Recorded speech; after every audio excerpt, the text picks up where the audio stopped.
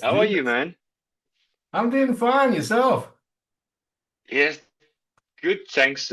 Thanks so much for this. I'm really excited. Yeah, no, It's same such here, a man. it's such an honor. No, that's really cool. We yeah, let's rewind. Obviously, I'm based in just for your info. I'm based in Germany.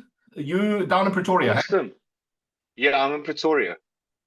And so basically, I thought about getting hold of you the other day because I saw you guys. I used to be based in Windhoek. Oh, And yes, yes. yeah, and I saw you guys there at the warehouse one year. I think it was 2010. Oh, yes, with Stefan. I'm not sure. I have vague memories. Did you play with A King? No, Fokov played there the evening, Oh, it was but Fokov. we, Yes, it was Fokov. yeah, yeah, Yeah, yeah. we played there the night before with Stefan's band. Stefan, who used to be in Vilna, Stefan Stein's band, Oh, Stefan Stein. Yeah, yeah, yeah, and yeah. Okay, okay. yeah, yeah. Oh, cool. And I actually saw him the other day. We were in Namibia in March, so Yeah, you were at caught up with him. the Sphinx Blick. Thanks, Blick. Yes, yes. Yeah, yeah, yeah. Yeah, What an awesome festival. yeah, that was quite cool. I know the guys. I know Ralph from Böse, the Total Uncles, Oh, yes, yes. and Craig, obviously. Yeah. Yeah, Craig. Yeah. Where in Germany are you about? I'm about an hour from Hanover. Okay, awesome. Cool. Yeah, I don't Did know. Craig tell you about the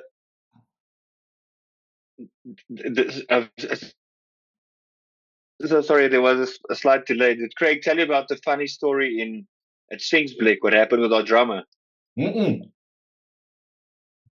Nope. So when we arrived, our drummer was a bit hammered, and then he took a nap, but all the rooms looked exactly the same. So he took all his cymbals and his drum gear to the stage when we played. And after the show, he thought he's put it back in our room, but he walked into a random room, and there was a chick busy eating a guy's ass. and Okay. so and Lovely. he was so decent about it. He's like, "Oh shit, um, finish your doings," and he left his drum gear right there in his room, and he left because he thought they were in our room. Yes. And Oh, when wow. Craig heard Well, that, yes, he was laughing. Eh? It was- interesting. Interesting. so yeah, Sphinx Blick. Yeah, you wouldn't think so, huh? Yes, what a party! Yeah. Yeah, No, we're no, looking for a show in Hamburg. Sorry. yeah, exactly. Let me reach out a bit. I know a couple of clubs from Hamburg, or in Hamburg. I think one of them is called Bambi Galore. Then there's Grünspan. There's a couple. I can send you a couple of. The only thing is, I can send you a couple of clubs, but the thing is, I don't know if that's the right way to approach it.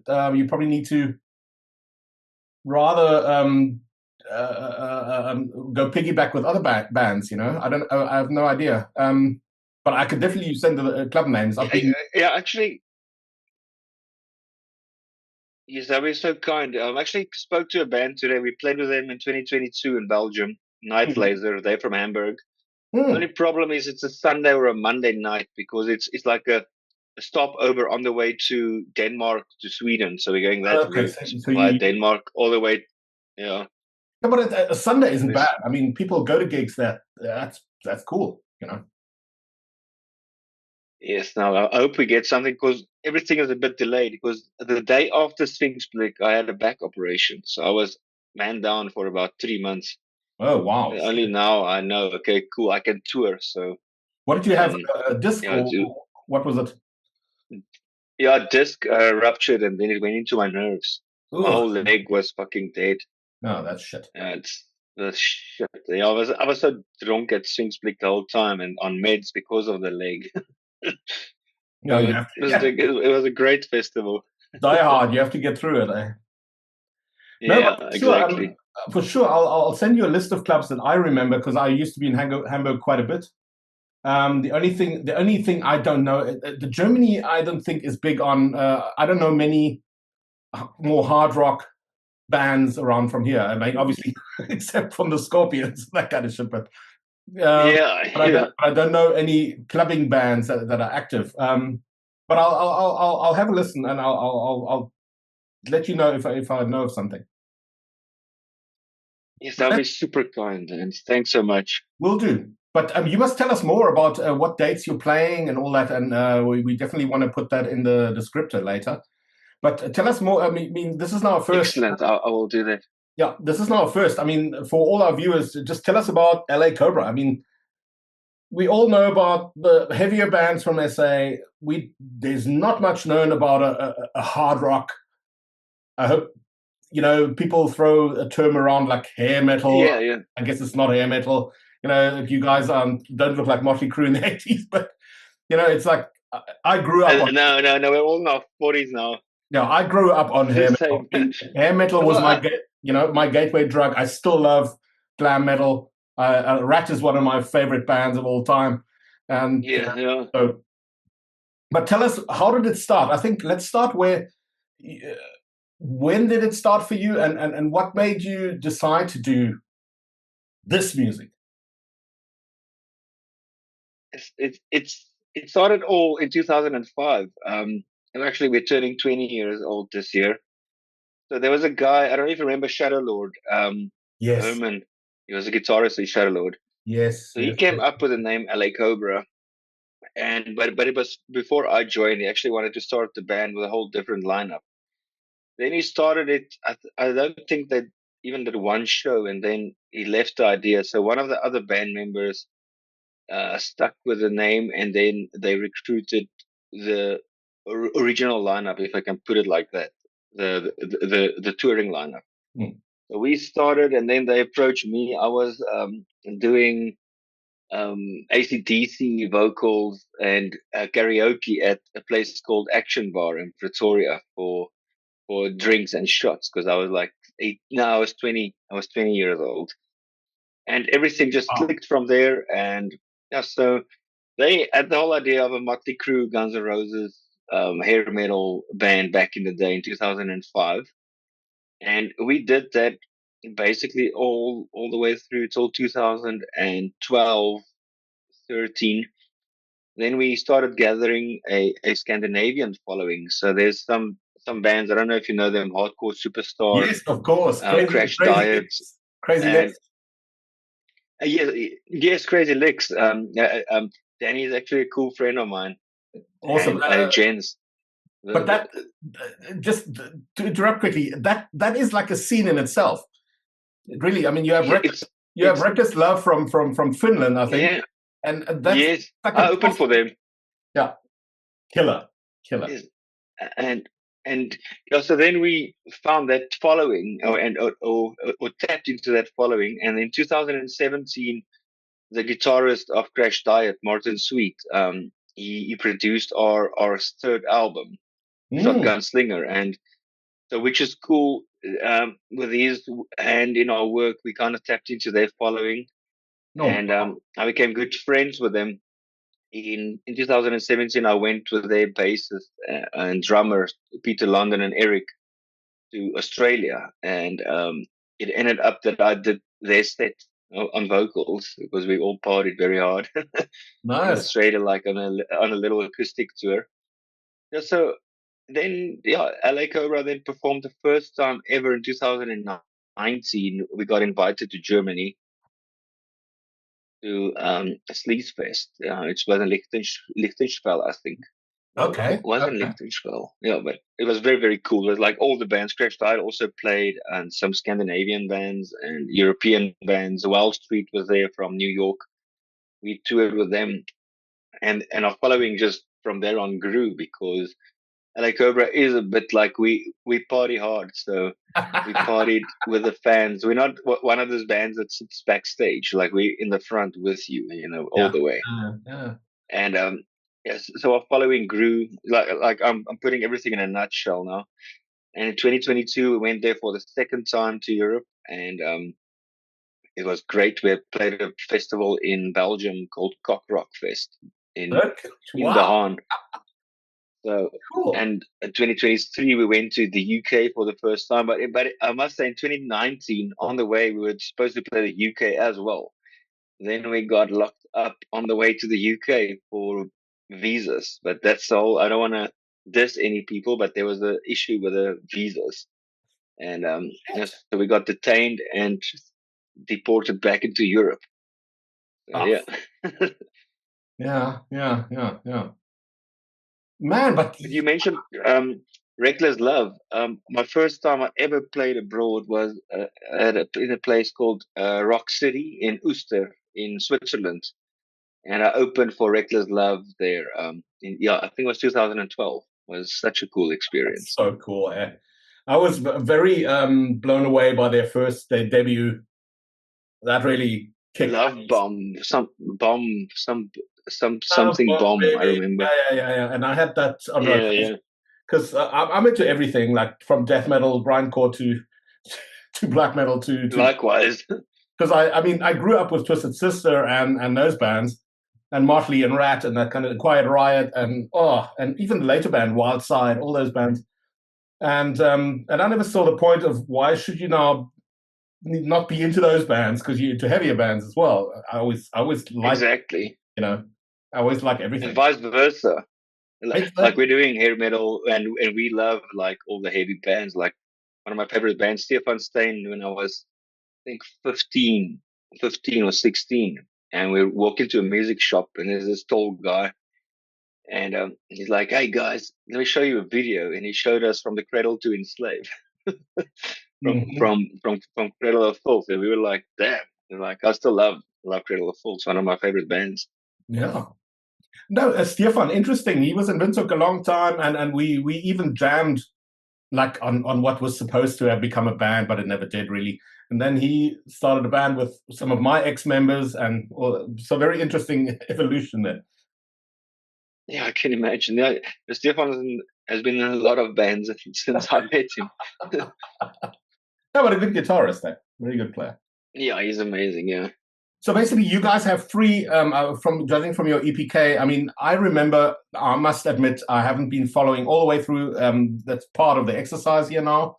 I've started with "How Much Snake Can You Take?" That's the album I bought. Yes. That's the album I bought there, and then at the gig in Windhoek. And since then, you've got Shotgun Slinger. Yes. Yes. That's And where that's Superstition That's where you said you had the external involvement from the guy from Crash Diet. Yeah, from Martin Crash Dive. Sweet. Did he and he produced? And where did you record that? We actually recorded it here at our own studio, and Oh, then okay. we sent the stems over to Oh, okay. him via Dropbox. Yeah. Okay. And then he sort of mixed And the and second album, yes, actually, the album we're busy with on now, he's going to work on as well. And what's cool is like he's doing some backing vocals not on all the songs, but where he thinks necessary. So it's quite cool to have him on backings as well. yeah, that's awesome. But it's so good to get expertise from outside. It's great. And your debut, where did you record that? Yes, our debut was with Ashton Knight way back. But there was some legal disputes between the band members, so we had to retract the album. Oh, Um, okay. so if you have a copy now, it's very rare. Yeah, there was some shit that happened. Sorry, I don't know if I can swear on this, but You there can was some go. shit that happened. So This is Germany. You can go wild. fuck. But we basically had to withdraw the whole album. And so basically, how much snake can you take? We see it as our first album. Okay. Yeah, yeah. Yeah. No, awesome. I still think it's so cool that there's a band in SA. Do you remember? I don't know if you remember this. Way back, because in Cape Town, I was a member of VOD, but for the later, just like for Yeah, 2, 3 years. And I remember a band in Cape Town called Bounty Hunter. I know the name. I know the Yeah, and name. they were like probably the only band that I knew of that at that time, I'm talking 93 to 96, that was doing a more hard rock approach because everybody was into the Isn't death. that's J.R. Sleaze's band? He's now in Snakebite Whiskey in Australia. I have no idea. I just remember a guy called Ryan. He was the singer. J.R. I don't remember the other guys. I don't. I know. But anyway, I remember the name, but yeah, because I remember at some point we practiced nearby, and I could hear them playing louder than hell from Motley Crue. So I was thinking, oh, that's cool. oh, fucking awesome. Yeah. So anyway, and but yeah, then I never saw when I left Cape Town. I obviously never heard of them again, but it was it was rare at that time because that was the death metal boom. Everybody was doing death metal. Everybody, so that was quite rare. Yeah, I remember. But how that's the time when we got introduced to metal. I mean, yeah. But how does it feel in 93, 94?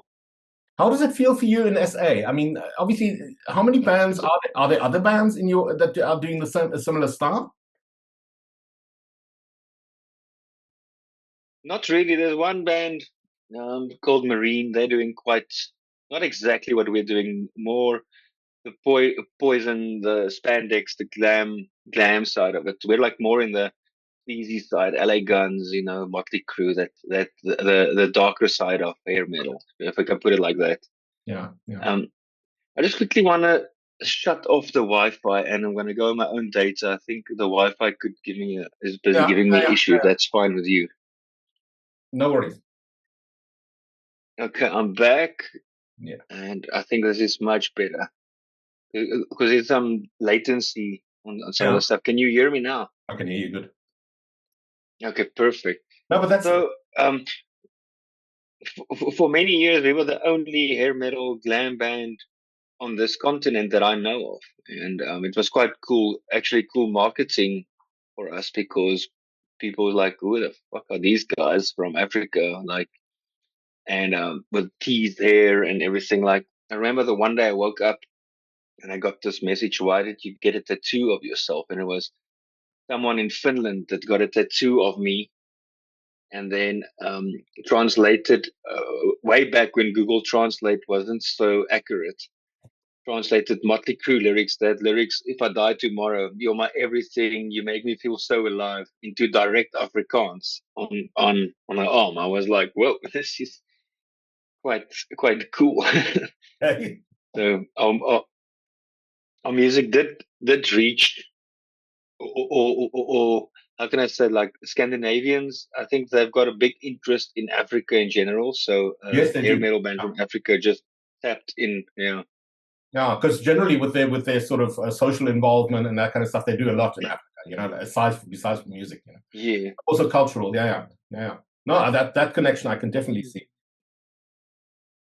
I don't know. In 2002, I don't know if you remember Clifford from Agro. Yes, He brought over Frederick from Nocturnal Rites to South Africa. And last year when I was in Zanzibar, I was like, "Fuck, Frederick's also in Zanzibar. Let's message him." And I met up with him in Zanzibar after like more than 20 years because I was 18 at the time. I met Clifford and Frederick and all of them. It was so cool to reunite again in Zanzibar of all places. We were all like sunburned like fucking lobsters, but it was so cool. Yeah, that's amazing. So tell me, the songs. I mean, in your band, are you like the main songwriter? Who do you all collaborate, or is it? Yeah, do you have the vision, or is it like a full band approach? It depends on the song. Like, I'll come up with an idea or a whole song, show it to the band, and they'll put their touch on it. Sometimes the whole band will just be in studio, like the Shotgun Slinger single. We just wrote that in studio at the time. So it depends. We're not like nasty with each other. Everybody's got respect for each other. I think that's why we're also like going for 20 years. Yeah. And it's a big thing. Like if you have a song idea and you don't like it, you can be honest in the band room. Say, "Listen, dude, I don't think it's gonna work." Or they'll tell me, "Listen, I don't think this is gonna work." But yeah, it's mostly we collaborate on a lot of the project, or our guitarist Slade Sleaze and I would work on some guitar stuff, and then as soon as we got the structure down, the other guys will put the input in. Our drummer is like insane with harmonies. Like he will sit with the piano and work out all the harmonies for us and everything. So yeah, it's amazing. You wouldn't think from a drummer.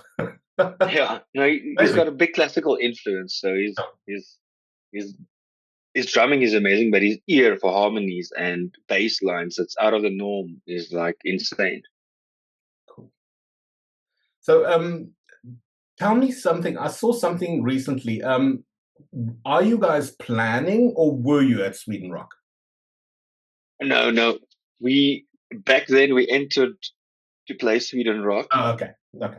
and it was we were in the first 10 bands, but obviously only the first three bands Yeah, it got the must gig. be tight, huh? Yeah.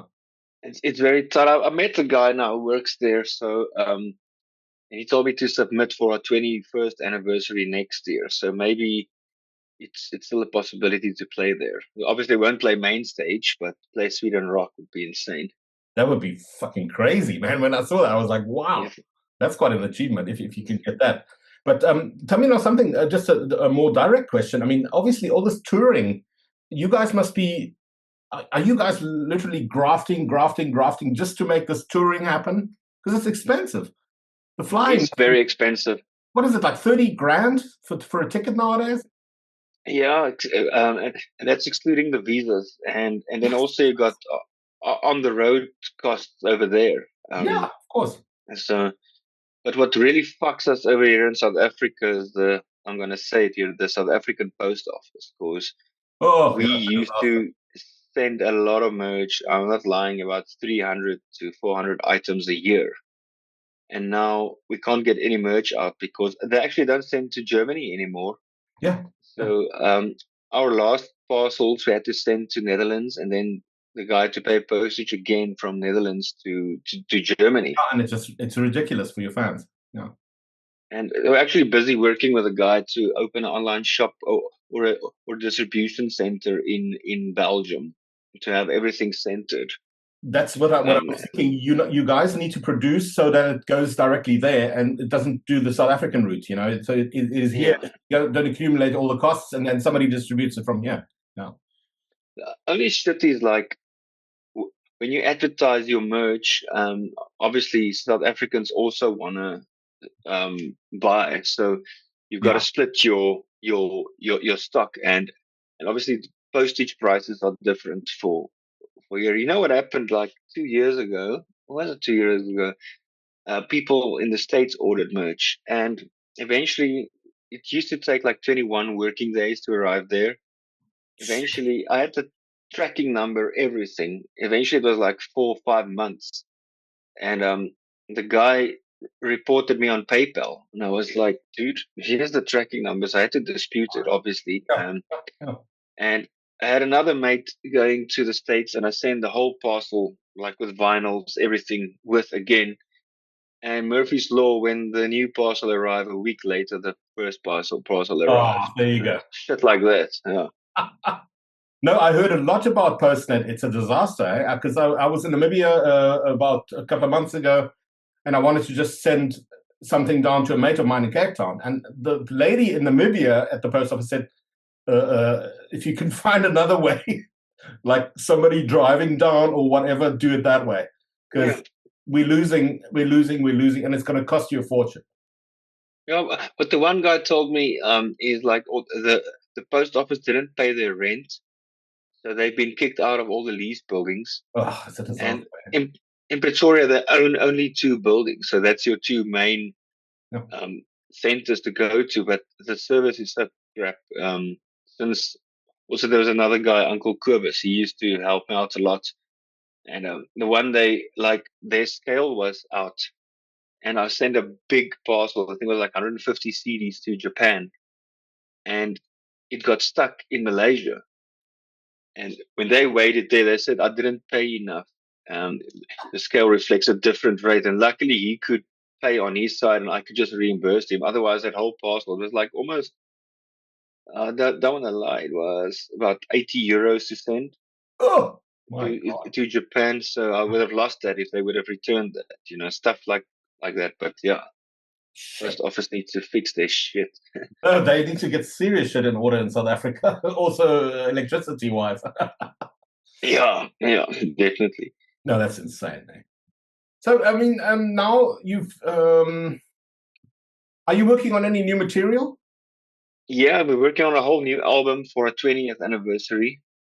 I actually recorded drums, as I said to you last week, tracked the drums and everything. And this week, our bassist, he's in Cape Town, so he'll be back next week, and then we'll track bass. And then the guitars, then we can obviously send it back to Sweden. Yeah. We don't have a title yet for it, but it's going to be something lekker, I think. Yeah, it's got to ring good. Yeah. I've got an idea, but I can't say it out yet. But we'll see if that's going to stick. No, keep it till it's ready. Eh? What else did I want to ask you? Okay, so you've got Germany on your roster. Are you? How do gigs look like in SA? Are there shows? Do you play Cape Town, or is it not that much? It's more expensive for us to play Cape Town than Netherlands, if I can put it like that. Amazing. Profit wise. Yeah, yeah. So I've got my own theory about what's happening here. And the thing is booze. Booze is very cheap, and this is only my opinion, just for disclaimer. Booze is very cheap. People can still have a couple of drinks and drive back home. In South Africa, it's not like in Europe. People will just drink 1 or 2 beers throughout the whole night. So, I mean, a brandy special is, for example, say $80 for four brandies and cokes, and so a guy would spend his money on that, and he can still drive back home. And he would rather say a shirt is 250 rand or $300. He would be like, oh, but that's like four brandy specials, you know. Yeah, and I can do And that at home. and yeah, and still get home. And in Europe, people are like, yes, let's support the band. The whole culture is different. I'm not dissing us. No, dude, but Don, I know that from playing in Cape Town, and I know there are obviously your diehards that will always come, but it's always been very weak. You know, like Yeah. even when international bands come, you always think, my God, you know, like this is a once in a, and people don't rock up. That's Yeah. that, and here it's still quite strong. But I must say, what I'm seeing here in Germany is also it's one of the clubs that I love going to in Osnabrück here that brings a lot of they bring more like hardcore punk, thrash, death metal, that kind of stuff, but they now folding because people always have money for festivals for some reason, but they don't. There's a lot of fests. Is there also a lot of fests lately? Over here it's overbearing. There's so many fests but not so many clubs to play. Here it's crazy. It's crazy, and they seem to even after Corona I thought they would be halved or less. And now they're still going, and I always see a new name. But it's people over here as well. But I've stopped going to festivals here because I just strongly support clubs. I say and I go to clubs because number one, there's a club actually nearby that, man, they don't bring stuff often, but when they do, it's a cool band, and you get to meet them. They're right by the place is so small, and it's great, and I want to support these people here doing that and bringing the band in, So I've just stopped doing that. I've done plenty festivals and many years, but I've stopped doing it now because I just want to support the club scene more. Yeah. In 2022, when we played in Belgium, I remember we played a club called South of Heaven. It's a fucking amazing club, It's like really a guy. He did so much effort with the big screen TVs, and it's got a gallery. Everything's so nice. And like it was like the first show after lockdown, or the first summer after lockdown, and like 20 minutes from there was Red Hot Chili Peppers, Metallica. There was another band that also played.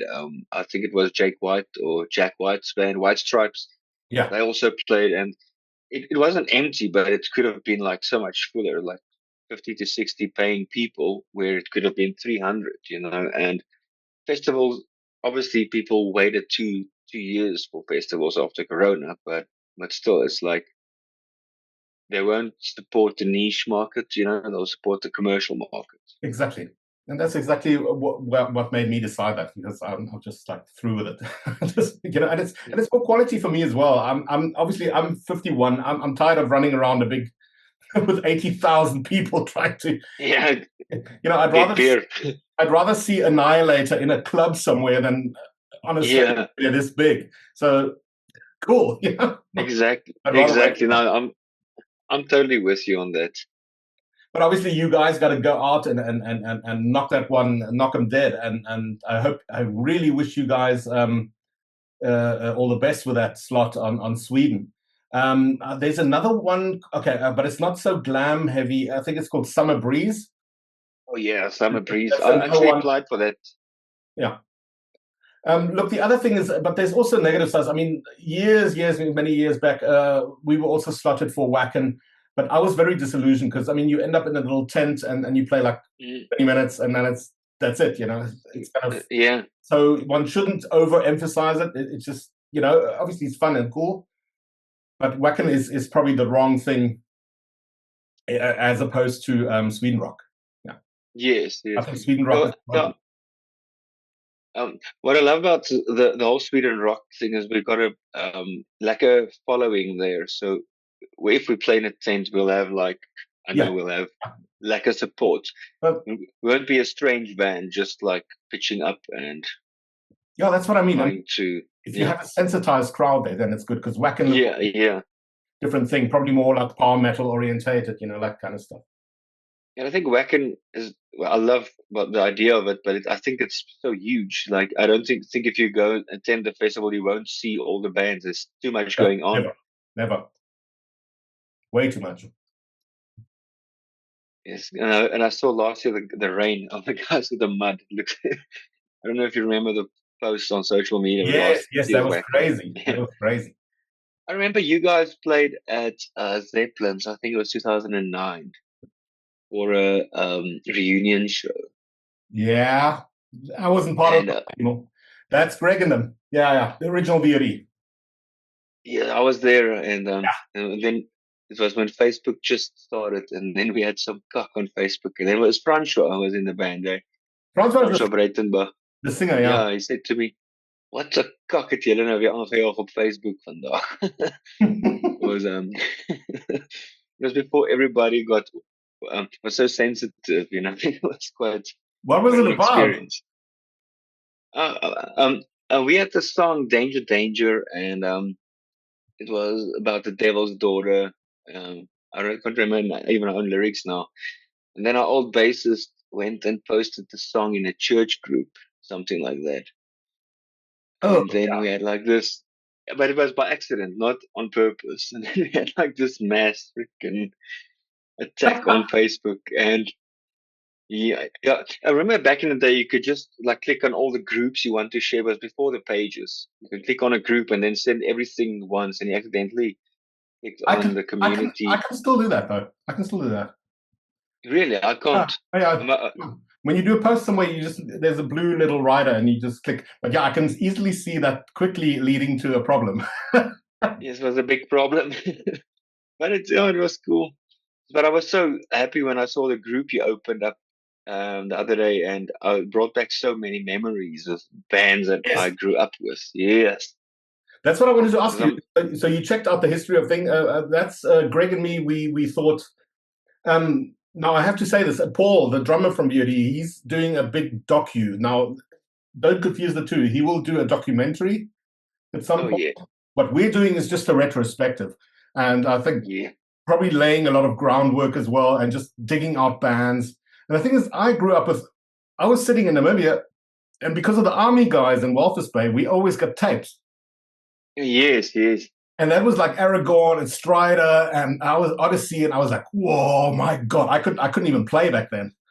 So I figured, "Oh That's, my god, that's, this is in South Africa. Fuck, like anyway," and that motivated. So, but yeah, it's great that you checked it out, and obviously we're now we're going to hit second phase. We're going to start talking to the second wave bands, Metamorphosis, VOD, that kind of Retribution Denied, those kind of probably yes. thrash death bands.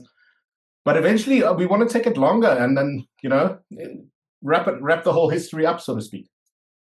I think yes, it's definitely a must, especially like if I because I'm in the middle with my age gap, if I can put it like that. I'm now 40, but 20 Yeah, years ago yeah. when Sacrifice. I mean, the other day, Andre Liebenberg of Sacrifice added me on Facebook, and 16-year-old me would have fucking shit my pants, you know. It was like this.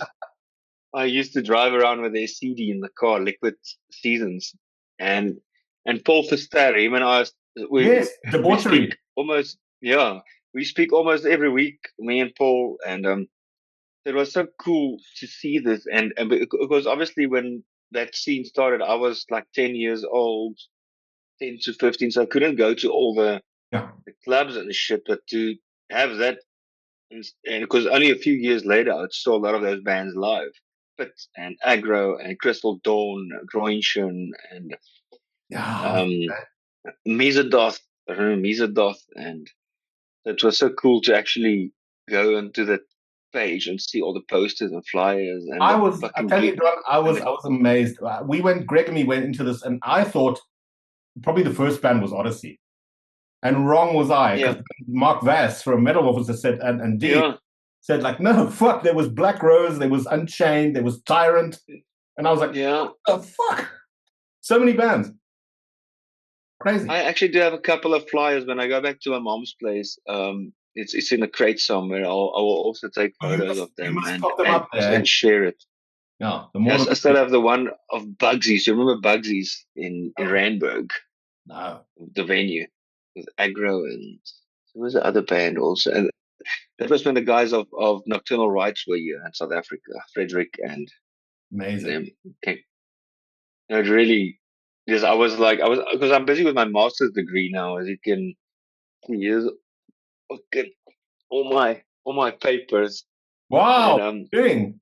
and that night I was like, okay, this is I'm done for the night. I'm scrolling down, checking the YouTube videos and everything. What are you studying? I'm doing my master's in strategic management.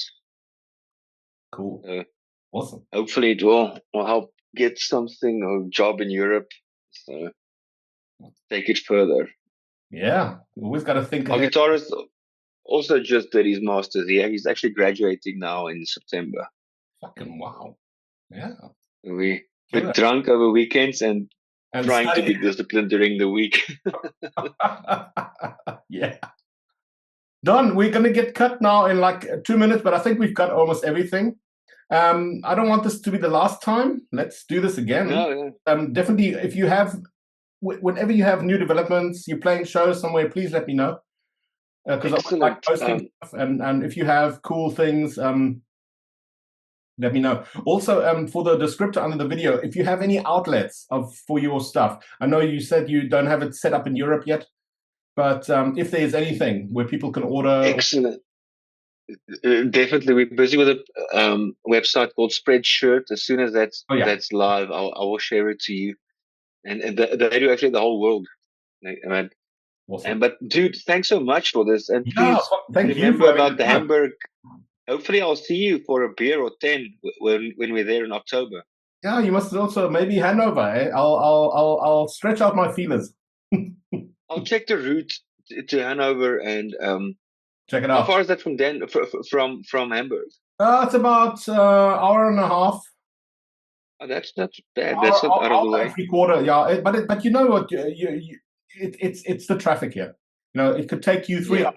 You know, it's crazy. I see. But if you just look at it on Google, well, that's manageable.